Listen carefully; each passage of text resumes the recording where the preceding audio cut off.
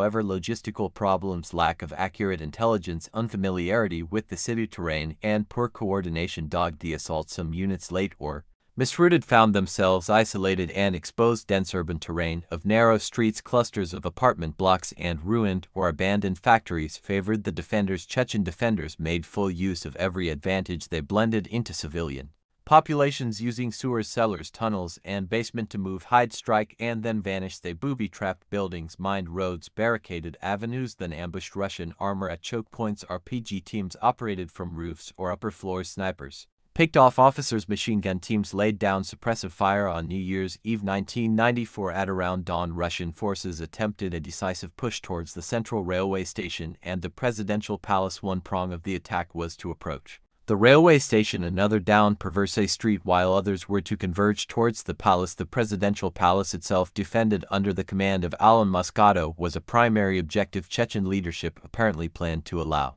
the Russian armor to approach, then strike at them under the cover of darkness. What was intended as a fast and coordinated operation soon became a disaster for the Russians. Armored units, often lacking infantry support, advanced into ambushes in narrow streets. Bulldozers, APCs, and tanks all became targets. Russian units reported heavy losses. One brigade, the 131st Motorized Rifle Brigade, is widely cited as suffering catastrophic damage near to the railway station, many of its vehicles being destroyed or rendered inoperable in just the opening hours. Chechen guerrilla fighters struck from hidden positions in basement, upper stories, behind rubble, and through gaps in walls. By early January 1995, the nature of the battle had shifted into brutal block-to-block street fighting. Russian air power was handicapped at times by weather on New Year's Day and thereafter. Artillery